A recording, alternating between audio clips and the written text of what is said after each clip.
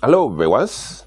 My name is Naftal Nyaribari Tinega, who is a cooperative specialist, and I've been a cooperative lecturer at the Kisii University, a cooperative lecturer at Chuka University, and many other institutions in the Republic of Kenya.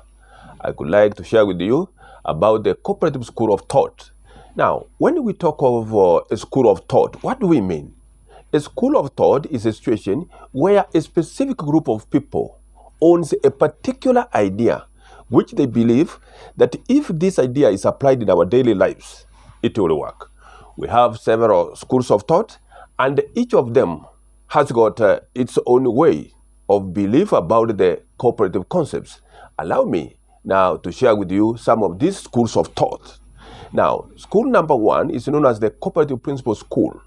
Now, this school, it believes that any cooperative to be formed, it must observe the international principles of cooperation as enumerated by the International Cooperative Alliance, and that any organization which is formed and it follows now the principles that I'm going to mention here, then it is suitable to be called as a cooperative. Now, then which are these principles? Number one, it must practice voluntary participation and open membership without any discrimination. Number two, democratic control, where there is one member, one vote. Number three, equity. In the case of equity obtained, now it goes back now to members in proportion to the number of transactions which this person has done to the cooperative. Number four, fixed limited interest on the capital which has been contributed by the members. Number five, cooperation with other cooperatives. Number six, cooperative education, so that people can understand the role and the importance of a cooperative. Number seven, concern for the community. Now, any organization which practices the principles that I've listed, then it is suitable to be called as a cooperative. Number two, another school of leader is known as the leader-manager school of thought. Now, according to this school, now it is a case study history of successful cooperatives. Now, here you take a cooperative which succeeded, and you talk of the leaders and the managers who were there during that time. There is a belief, according to this school, that behind every successful cooperative society, there are successful leaders or now managers. In other words, you keep on eulogizing about the leaders and the managers and the contributions which they gave now to this cooperative society. Now, number three, another school is known as the transaction cost theory school. Now, according to this school, now they believe that a cooperative has got contractual relationship with the members, the representatives, now the managers, the employees, the youths, and all the stakeholders. Now, they believe that cooperatives are formed now to lower the transaction costs of members when they are transacting with the cooperative society. And they believe that for this business of a cooperative to survive, a cooperative must retain its competitive cost advantage just like any other business entity. Now, then when we talk of the transaction cost, what do we mean? Now, these are the costs which are incurred while transacting. Now, another school of thought is known as the domain contest school. Very interesting.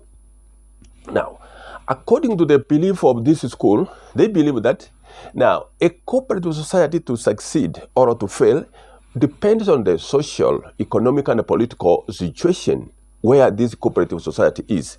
If the environment is good, then more people will join this cooperative society. And if the social, economic, and political situation there is so bad, nobody will join, and the cooperative society now will fail.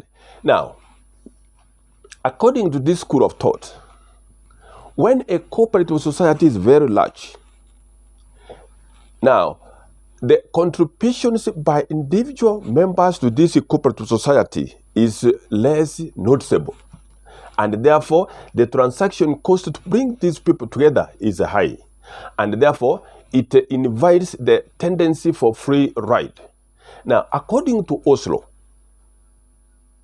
now, when groups are small, it is easier to provide them with the collective goods without any problem. But when a group is large, now it becomes a problem to provide it with the collective goods. And that is why you find large cooperative societies, they fail to provide the collective goods because of, it covers a very wide area. Now, then according to Oslo, for easier management of any cooperative society, now, if a cooperative is very large, membership is heterogeneous. And therefore, Oslo suggests that you have to divide this large cooperative into smaller cooperatives so that membership can be homogeneous. And these small cooperatives, they unite together. They federate now to form a mother cooperative. And actually, it will offer pest services to its members. Now, another school of thought is known as the game rotation school. Game rotation school. Now, according to this school, they took the problems which occurs in games to be the same as problems which occur in a cooperative society when it comes to solving them. Now, in other words, now the problem of a cooperative behavior here is taken to be analogous now to games like football, cricket, now prisoner's dilemma, tender trip, and many others. Now, according to this school of thought, in the games, we have rules which are governing them. A situation arises when we cooperate and we work together. And another situation arises when we don't cooperate and we don't work together. In other words, it teaches us or it assists us to explain why people do not cooperate and do not act collectively. And also it teaches us now there are some conditions under which people might cooperate and act collectively. Now, another school of thought is known as the charismatic leader school. Now, what about it?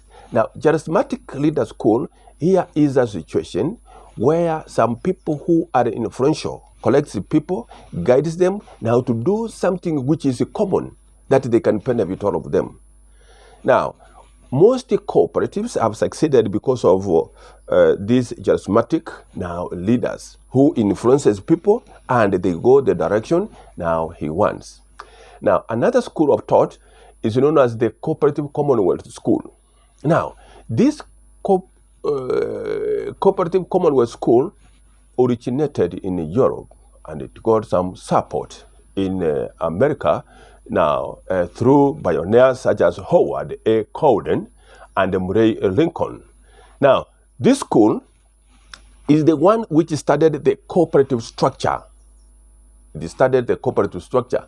And this school, it saw cooperatives dominating in consumer and farm sectors, creating an economic and social order which benefited them through federations and other linkages between the cooperatives and their allied support groups, such as labor unions, professional farmers association, and it did very well.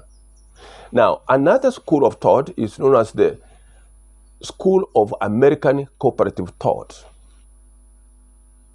Now, the person behind this school is known as Professor E.G. Nouse. And this school, later on, it came to be known as the competitive yardstick. Why was it known as a competitive yardstick?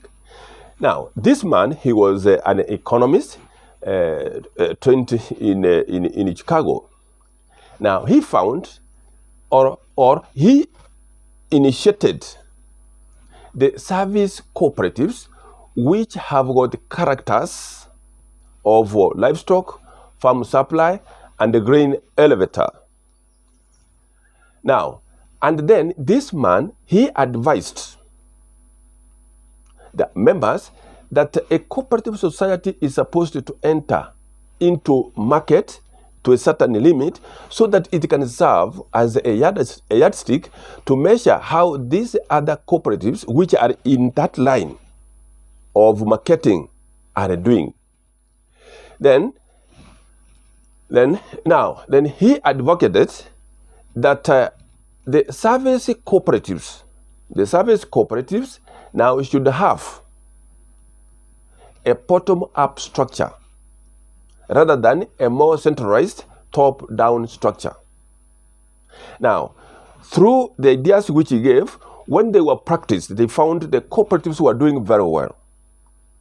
Now, another school of thought is known as the California School of Thought.